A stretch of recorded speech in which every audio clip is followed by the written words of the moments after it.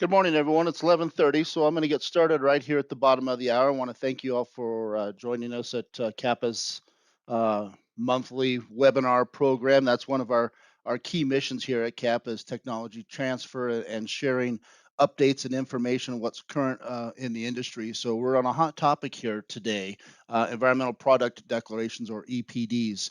As evidenced by the number of registrants for the webinar today. I think last time I checked a couple of hours ago, we had 63 people registered for the webinar today. We're not there yet, but people will be trickling in. So, um, well, as we move forward, but before we move forward and talk about EPDs, always want to thank our webinar sponsors, several companies, agencies that provide financial support directly to Kappa every year for this webinar program to pay for this the services that we're running. So I'd like to thank BG Chemical, Vance Brothers, Schmidt Construction, Cassie, Benvex Technologies, and A1 Chip Seal as our companies, and then and our association partner sponsors, Federal Highway Administration, CARS, the Colorado Association of Road Supervisors and Engineers, Colorado APWA chapter, which is one of our prime sponsors. So thank you all,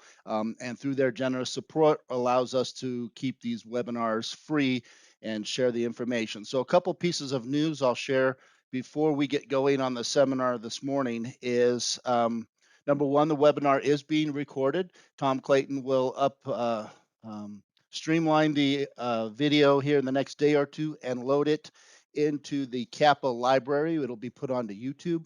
So if you miss anything or you want to go back and watch a part again, it'll be up here in the next couple of days. The couple pieces of event news is if you haven't registered yet, the registration is open for the Kappa Golf Tournament on Friday, September 16th. We'll be back at Fox Hollow Golf Course. If you're interested in sponsoring or signing up, please let Tom Clayton know. Get in touch. Those foursomes are filling up quickly and it sells out every year. So if you're interested, registration is open. And then the last piece of news I'll share with you is in November, Kappa is bringing up NCAT, the National Center for Asphalt Technology. Again, we bring them up every 3 years to provide that their 3-day asphalt technology course. We'll be doing that in November this year. Travis will be coming up, their head trainer. So that's the same program that the funds that we earn at the golf tournament, we use those as scholarships to send people down to NCAT for that same course. And then every 3 years, we bring them back up here. And last year we had or the last time we had the program, we had close to 80 people or 100 people in that program. So there's value in that. So let's talk about environmental product declarations. This is the new hot topic in Colorado and across our industry from coast to coast. But why is it so important here in Colorado? And we'll talk about that in a little bit. But we are leading the way as far as DOTs go. Colorado DOT is the first DOT to implement the use of an environmental product declaration. We'll just call it EPD moving forward. But what is an EPD? Simple definition. An EPD reports in kilograms, the CO2 equivalent generated by producing 1 ton of asphalt, which impacts global warming potential or GWP. How much energy does it take to create 1 ton of asphalt? Not to place or construct, but just to create, to get it in the back of a truck and to leave an asphalt plant. How much energy was required? Meaning how much impact do we have through a carbon footprint and global warming potential does it take to create 1 ton of asphalt? That's what we'll be talking about here today. So a couple of items that I'll just hit on. Big picture is where are we as an industry? What kind of seen and unforeseen hurdles are we encountering as we move forward? And our industry's perspective on EPDs. Some of you, we've got some folks that aren't in Colorado that are on our webinar today listening in to other DOTs and other things. So I'm just going to give you here a couple of slides, just an overview of what the asphalt industry looks like specifically here in Colorado. Now, all of the green locations that you see in our Colorado map here, these are asphalt material production facilities. So we have approximately 65 asphalt plants or production facilities in approximately 42 of the 64 counties across Colorado. So our production facilities range from west slope all the way out to the eastern plains, and that does not include the 5 to 8 portable plants that we also see in use from year to year on remote projects. But this is what our industry looks like in Colorado. And then you'll see the one star in the middle centered on Denver. That is our one crude oil refinery. That is the Suncor facility in Commerce City here in Denver, which is responsible for the majority of liquid asphalt supply in Colorado. Not all of it. So there are a couple of other suppliers that produce and supply liquid binder to the state, but that is the one refinery that we have in the state. Now, as far as production goes, this is the one in-state refinery. You can see the picture on the bottom. That's their refinery back in the 30s. Commerce City hadn't grown up around the facility. And then the picture today. That facility out there has 3 different plants located on the one site. Plants 1 and 2 are responsible for refining product and creating gasoline, diesel fuel, and jet fuel. That's what comes out of 1 and 2. In fact, they have a supply line that goes directly from that facility directly out to Denver International Airport to supply jet fuel out there. Plant 3, over on the left-hand side, you can see downtown Denver in the far distance between the numbers 2 and 3. Plant 3, that's the asphalt plant. And that's where all of our liquid asphalt that they supply in Colorado comes out of that part of the facility right there, plant number 3. How much material do we produce in Colorado? Where does it go, and how do we use it? This year in 2022, we're anticipating about our total tonnage created is about 9 million tons to be created.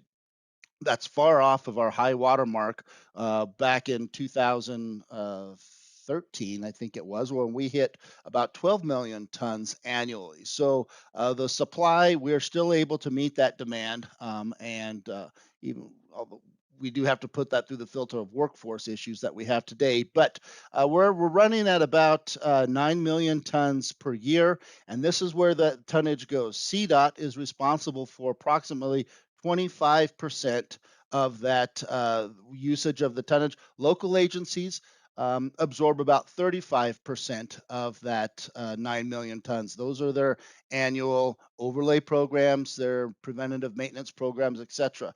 Our commercial market's about 25% of our 9 million tons. Those are office buildings. And in that category, commercial is also the office buildings, the Amazon warehouses, etc. And then other, which is 15%, which is pretty significant for Colorado.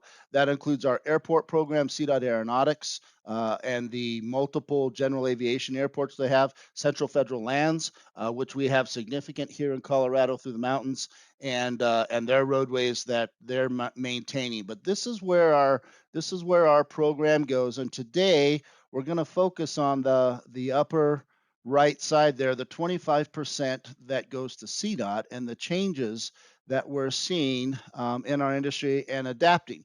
Now, our industry is not new to sustainability. In fact, asphalt is the #1 recycled material in the world, more than plastic, more than cardboard, more than aluminum cans, pop cans. Asphalt is the #1 recycled material. The other interesting thing about the sustainability portion of our program is that while asphalt production has increased by 250% in the last 40 years, that's just a sign of our growth of our economy. Emissions from asphalt plants have decreased by 97%. So we've seen a massive uptick in production and a massive downtick in environmental protection. So we interpret that as our industry has made some serious inroads to being a green neighbor. And in fact, we promote our industry as being a green neighbor. In fact, asphalt plant productions has been delisted by the Environmental Protection Agency, and here locally in Colorado by the CDPHE, Colorado Department of Health and Public Environment. They have been delisted as a major polluter. They're not on that list anymore. So we are no strangers to sustainability and moving forward. But EPDs, where is the industry today, meaning our asphalt industry, because EPDs also affect the steel industry and the concrete industry. We'll talk about that in a few minutes. But I'm going to give you a perspective about where we are today and what is CAPA doing. So CAPA has a contractor producer work group. Several of you on the line with us today are members of that work group. If you're not, reach out to me after this webinar. Let me know your email, and I'll put you on that email distribution list. But it's a work group that we hold internally, industry to provide support, technical support, resources, and talk about how each of the producer companies are addressing these new requirements. Supporting and sharing those NAPA technical resources. Now, one of the things that is required to do this is contractors are required to purchase some type of EPD software, and we'll talk about that in a few minutes, what the industry standard is right now. And CDOT has implemented their new specification. We have that went into effect on July 1st, so it's been in place for a little over a month. Unforeseen or foreseen hurdles. How is this going to impact small contractors? I've gotten the first phone call about that here just last week. So we originally anticipated that this was going to affect CDOT projects. Well, I got a call from a producer contractor last week that does not do CDOT work, but they were doing a parking lot out at the Denver Federal Center. And they were asked to supply an EPD for a parking lot at the Federal Center. But because it's a federal project, the general contractor requested the EPD, and so that was something that we were a little surprised to see that was outside of the realm of CDOT work, but because it was a federal project, it's being asked. Portable plants. We'll talk about that in a minute because that throws a real wrinkle into what we're doing when we're trying to quantify the energy requirement to produce a 1 ton of asphalt, and vertical construction requirements. The state architect's office is also being asked to implement an EPD program.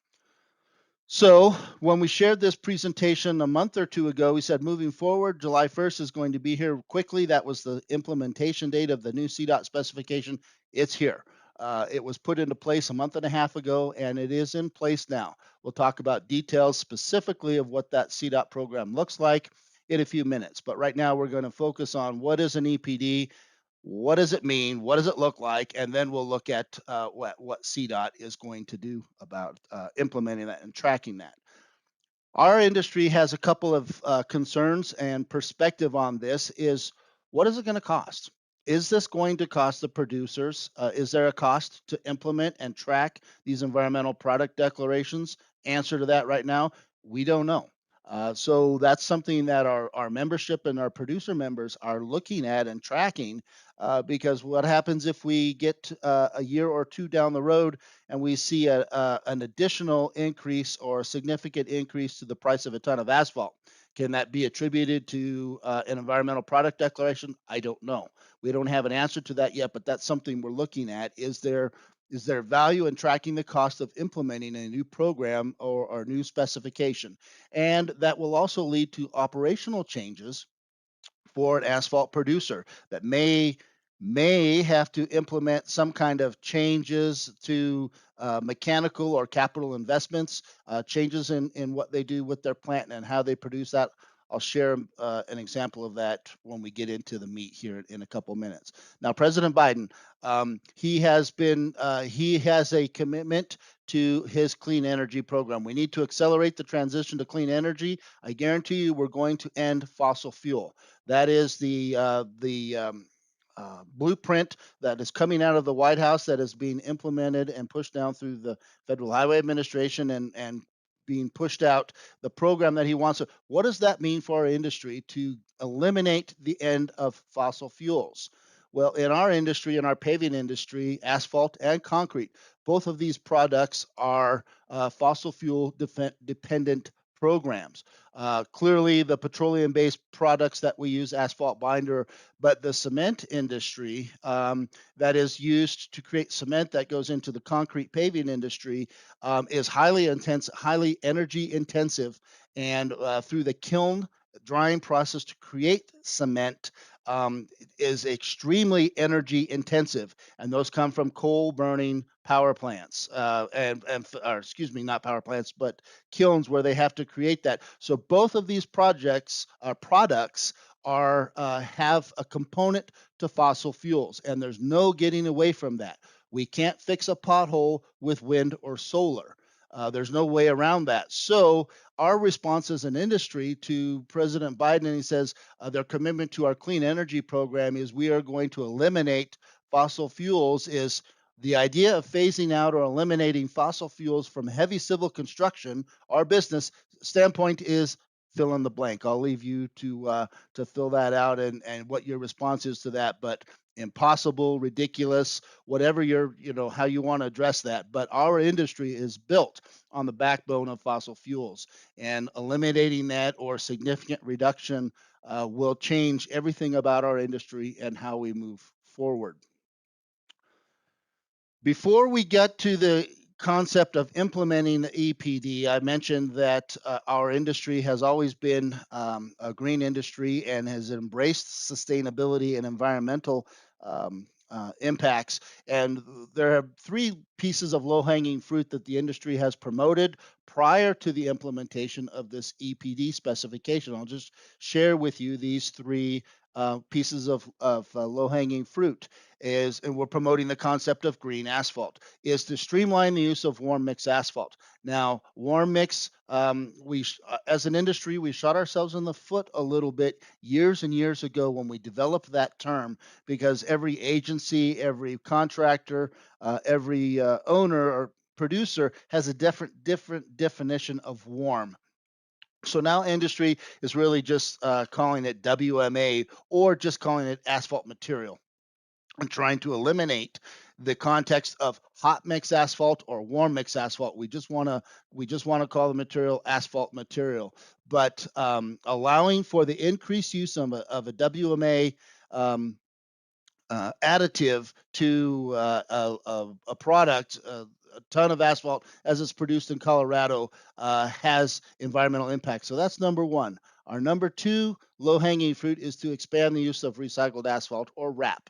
And when we talk about expanding the use, we're talking about incremental expansion of that. Where right now CDOT allows 23% binder replacement for RAP, and so we're not asking for that to move to 30% or 35%, but slow incremental use of increase. Why is that important? Because we'll see when we talk about sensitivity impacts for environmental impact, the number one sensitivity uh, input is the percent of binder of virgin binder. So if we increase the use of recycled wrap, we will be incrementally decreasing the use of virgin binder, which will in turn reduce the EPDs, which is the intent of the whole program.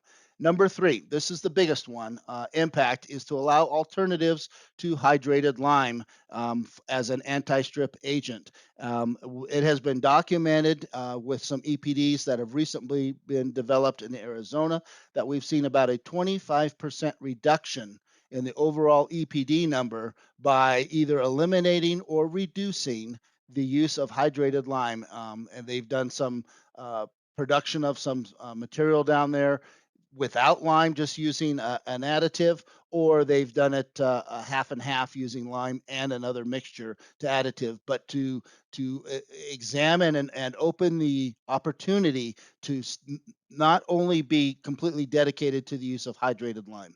So those are the three environmental factors that our industry has already promoted, but the use of EPDs, that has changed. Where did this come from, and how did this happen in Colorado? It came from the state legislature. It's House Bill 21-1303, and it's been nicknamed the Buy Clean Colorado Act. And it has two different pieces of the policy.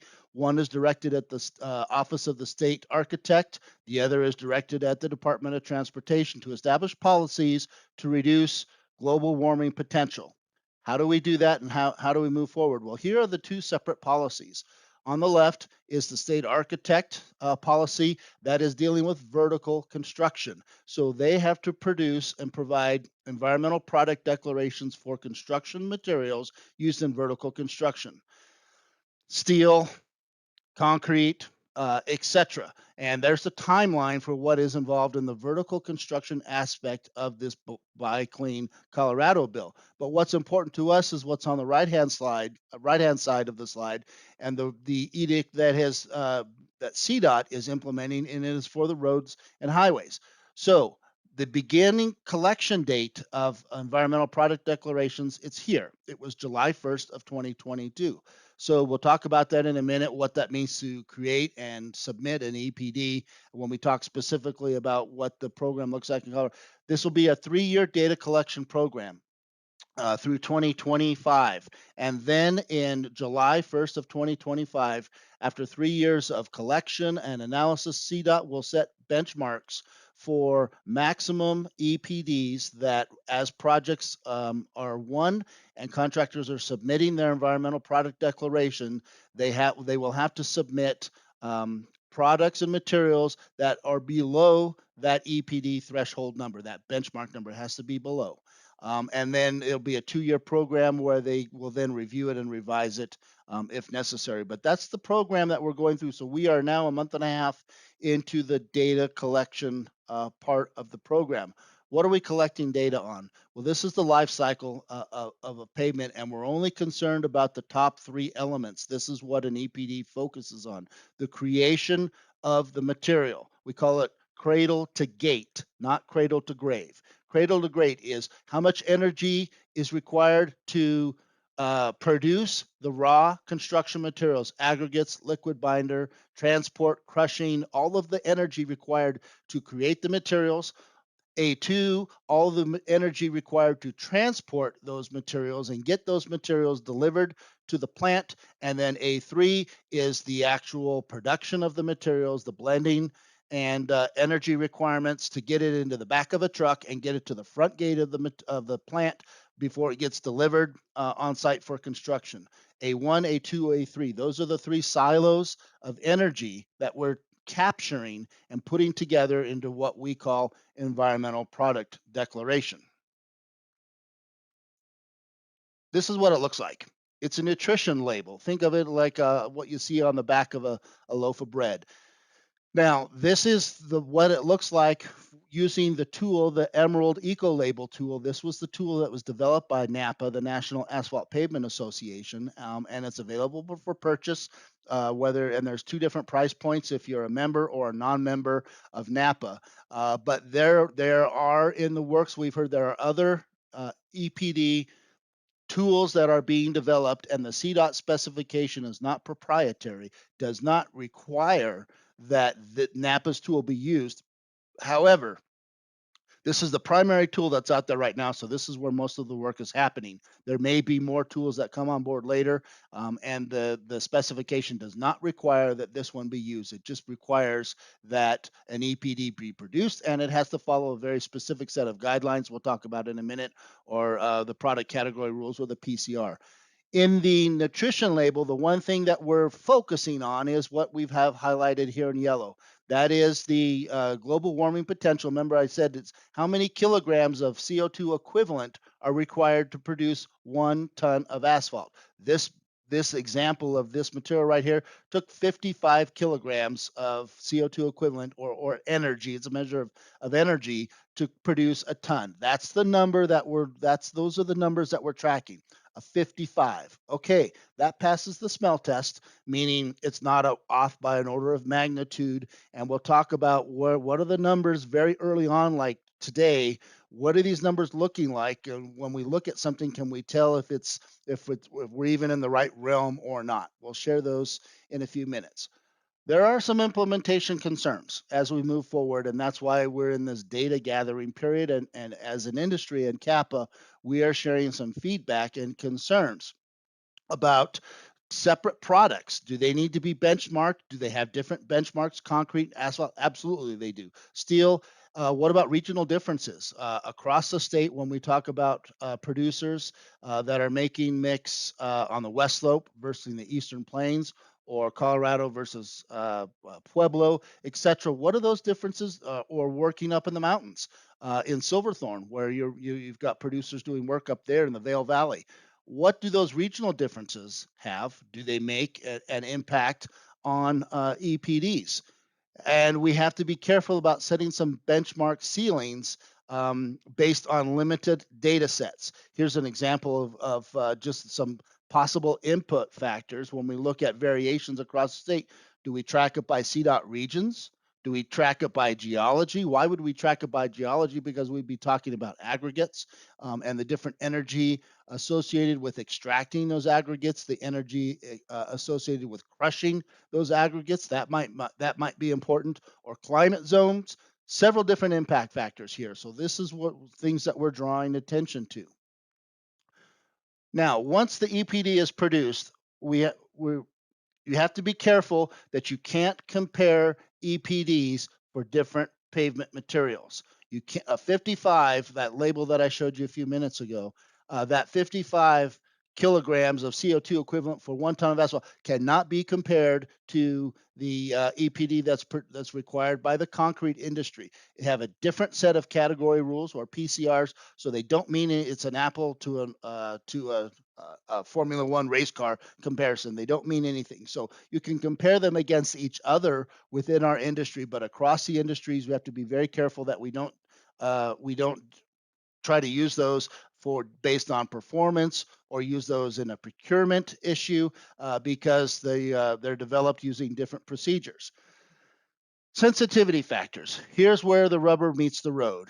And so the number one sensitivity factor, what makes your EPD value go up or come down? Number 1A and 1B. Number one is virgin binder content. That's what we see in the picture there. How much virgin liquid binder is going into the mix? Because that has an energy value associated with producing and transporting that liquid binder to the plant. So that is your number one sensitivity factor. So if you reduce the percent of liquid binder in your 1 ton, your EPD will go down, and vice versa. Not that, I mean, it still has to be done to meet a quality specification mix, but that's our number one sensitivity factor. Number two is the burner fuel used at the plant to dry the aggregates and coat the aggregates. Shifting at a plant, and this is where we talked about operational changes that may be required for a project or a producer to become competitive, or keep produce materials that have an EPD that are within under benchmarks. They may have to switch their burner fuel requirements, and that's going from either a coal powered or a waste oil or a diesel fuel, going to a cleaner product like natural gas or something like that. Though it has significant impact to reducing or keeping an EPD high. Number three is transport of construction materials. Now, when I say long transport, that long is a very subjective term. If we're here in the Denver metro area and we're transporting liquid binder halfway across the state, or aggregates halfway across the state, or if we're having to rail aggregates in, there is a cost associated with that versus having available aggregates directly in your pit at your facility there. So when we say long, it's a subjective term. An example of this can be a producer in Florida that has to barge their hard rock aggregates from Nova Scotia. They have to put it on a ship and barge it from Nova Scotia, Canada, down to Florida. We've seen that an example of an EPD that's been produced like that, and their EPD was overwhelmed by the energy consumption of that long transport. It didn't make any difference what the binder or the burner fuel was at that point. So I don't think we're going to see examples like that in Colorado, but those are special cases where the transport costs can overwhelm the production, the energy for production use. What are some of the potential impacts that we see as an industry? Some things we've drawn some attention to that are on our radar. So as we go through this 3-year period of data collection, and then we're going to CDOT is going to set a benchmark, what potentially could change through this 3-year process or afterwards. Number one, right here, is currently in the Emerald Eco Label tool, there is only one input, and it's a national input for AC binder. And so when we think about that, all of the different binders that are refined across the United States, all the different sources of crude oil that are coming from Canada or coming, being extracted from the ground locally, what is the variation in all of those different products? There is significant variation. Some of that product requires different refining, energy consumption. Some of it is, if it's a heavier or a lighter end product, their energy requirements are different. So as we move from one input, a national input for binder, and it becomes localized, what will that do to the benchmarks that may have already been set here locally in Colorado? Is that going to be a problem? It potentially could be. It could be good, but we don't know.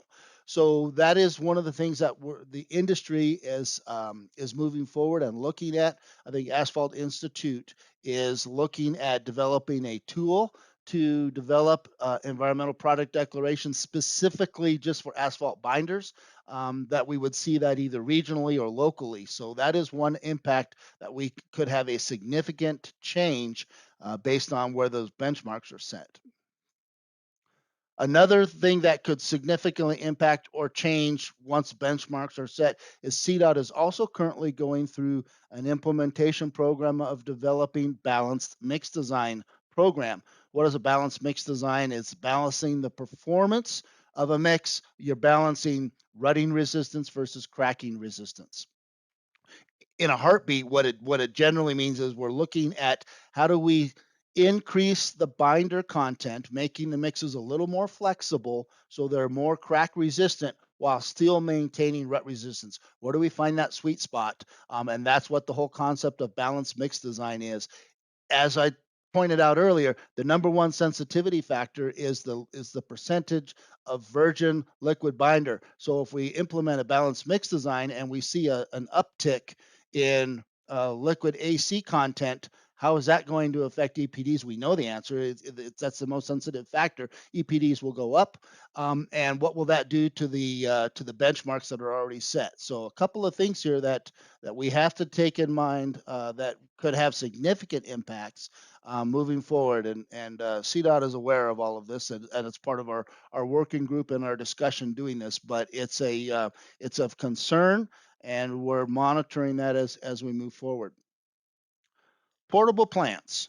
This is the wrinkle in the whole program. So right now, the Eco Label tool will generate an EPD. It's plant specific and it's producer specific. So how do we create an EPD for a portable plant on a remote portion of the state? We can't, because every time they move that portable plant, we've got a different trucking distances for binder to be delivered. We've got aggregate sources that change. So the EPD tool right now, the Eco Label tool, only produces EPDs for stationary plants. How will portable plants be incorporated? To be determined. But that's a big wrinkle as to how do we develop some standards that can be applied to the use of portable plants when every project is going to be very, very different. So those are not included in EPDs right now. Now, here's an interesting perspective.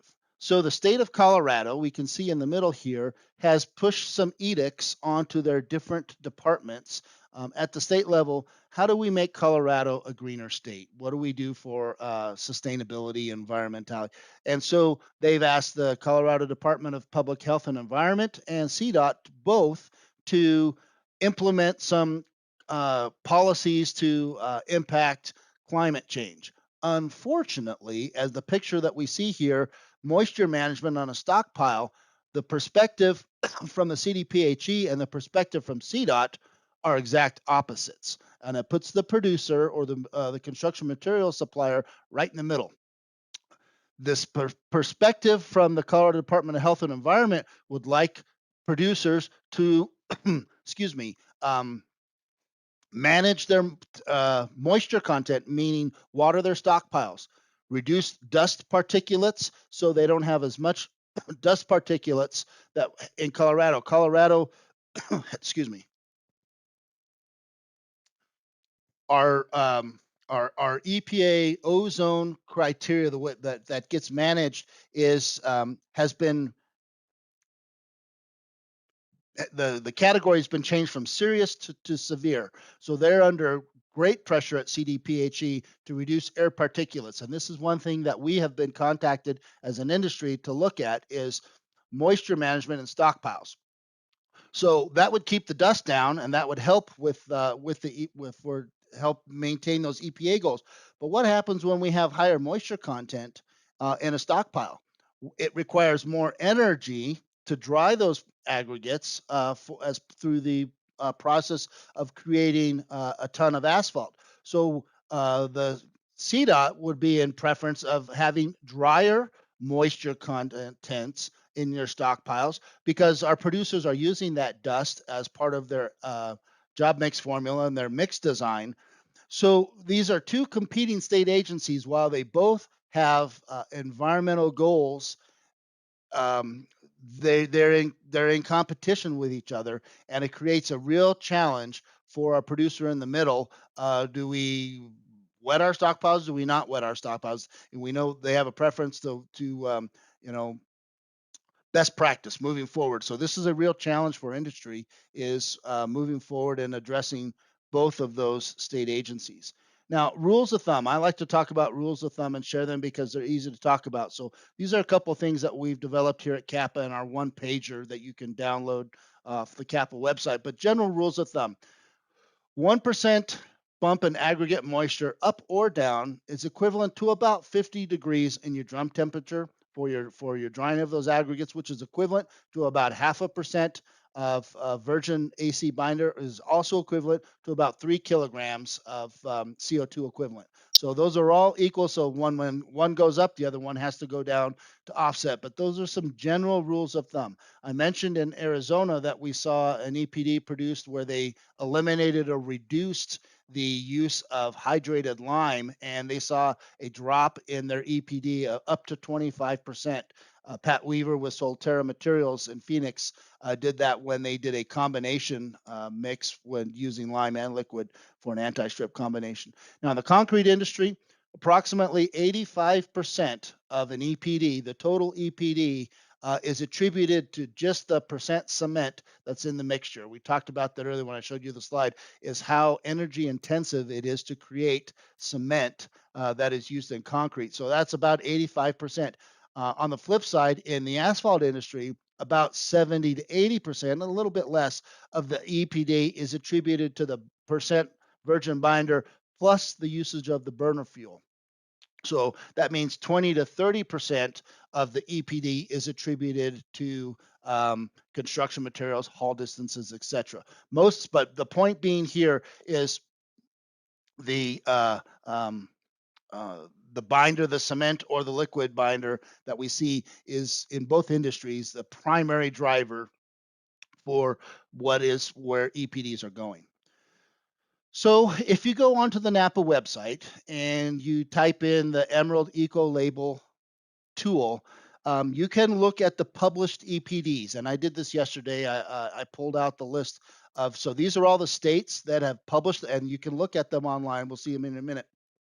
But you can see how many plants, because remember I mentioned an EPD is plant specific. So as a producer, if you have multiple plants in the state, you have to have multiple EPDs. Each plant has its own. So if you look across the states that have published EPDs, we have 13 published EPDs as of yesterday. So we're not the number one state. Florida's got 42, Texas has 29. So there are some states that have more, but look at the number of plants. Colorado, we are leading the industry as to we're seeing not just one producer that's submitted a whole bunch of EPDs for all of their plants. We are seeing greater representation across 6 different plants, meaning producers, and we'll see what those look like in a minute. But back to the rules of thumb. Here are 3 numbers that you might just want to keep in your back pocket: 50, 80, 150. So 50 kilograms of equivalent CO2. This is a typical or a common range of EPDs. Arizona was kind of early out of the gate, and we saw some of those uh, plus or minus in those 50 kilograms. The yellow box is the range of EPDs that we're seeing in Colorado right now. 80 kilograms EPD. What does that mean? Ballpark rule of thumb is that could be a polymer, not a polymer binder plus a cement anti-strip. We've talked about how energy intensive it is. You can see the significant increase in the EPD if you're using an energy intensive mix. And then way up there to the 150 kilograms, that's that example I talked about in Florida, where they had a barge hard rock aggregate from Nova Scotia down to Miami to create a mix. And that's why the number came in at 150 kilograms. But that yellow box, we're in the 40 to 65 or 70 range here in Colorado. Here's Colorado's. This is a screenshot of what we that you can see the published EPDs. So you've got the different companies. They're showing what plant they're actually producing the EPD, their mix, the name of the mix. It may have some indication of what the mix looks like or not. And in the green box over here on the right, that is the EPD number. So you can see at the very top there, Brannan's Lapan mix. 40013, their EPD is 65.17. And if you look down through those boxes, we see a range of about 42 kilograms, ranging up to about 65 kilograms, or excuse me, 70. If we look right in the middle, you got Four Corners Material, which is down there near Durango, out of their Animas Glacier plant. We've got an EPD at 70. Now, that doesn't mean that the lower the number, they're doing better than these other plants. It just means they've got different aggregate sources. They have to transport materials further at a distance. That happens to be a case with Four Corners Material because of their remote locations. So yes, we like to see lower EPDs, and that's the whole goal of this program. But that doesn't mean when you look at these numbers, this producer is doing better than this producer. That's just the cost of doing business at that specific plant using those specific materials. So that's what this 3-year data collection process is going to look like. What are those after a while? When we collect that data by regions or by sections or by producer, we'll start to see some trends. But let me show you a couple of other examples. This just happens to be Colorado. So we're in the 42 to 70 range here in Colorado. Here's New Jersey. They've got 16 mixes that are published in public right now, and their range is 45 to 60. All right, that's right in that same ballpark that we're seeing here in Colorado. And then the third one I'll share with you is Texas. They've got 29 EPDs that have been published. And on this page, it's all the same producer. So multiple different plants and multiple different mixes, but they're all coming in at around 50 kilograms. So, okay, now we have a gut feel for when we look at an EPD, does it pass the smell test when we very first see it? So we've got a soft understanding of where we're going. So just last week, CDOT issued this construction bulletin. It was dated August 5th, and this is the rules for implementing environmental product declarations and how do we move forward. So what I've outlined in the red box there is any project that has a standard special provision, revision to section 101 or 106, that will require that environmental product declaration be produced for a project by the winning contractor anytime after July 1st, 2002. So we're in that time period. The other box that I've highlighted in orange down below shows the benchmark for creating EPDs. And the EPD team requests that any project with an engineer's estimate of $3 million or greater, that doesn't include construction engineering costs, direct or force account or indirect costs, that those projects will require an EPD, anything over $3 million worth of work. So this is the first page of the construction bulletin. The second page of the construction bulletin just has a link to the CDOT EPD page, which looks like this. I took a screenshot of it yesterday. So they have example. You'll notice on the left-hand side over here, you've got it for the asphalt industry, the concrete industry, and the reinforcing steel industry. Those are the three industries that are being required to produce EPDs to CDOT for different projects. And then the column on the right are the different resources available. How do we create and produce these EPDs?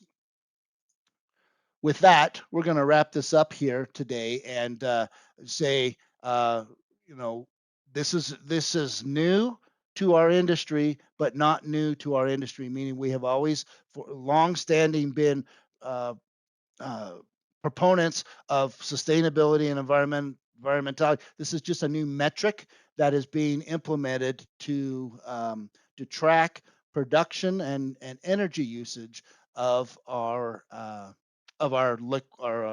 ton of asphalt. So if you're not a member of the Kappa EPD work group and you're a provider of an additive or you're a producer, contact me after the webinar and would be happy to uh, put you on the distribution list as we move forward with this.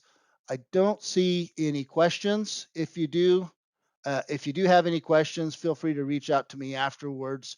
But I want to thank you all for joining me here for our 45 minutes and giving you our update of where EPDs are in Colorado. So stay tuned.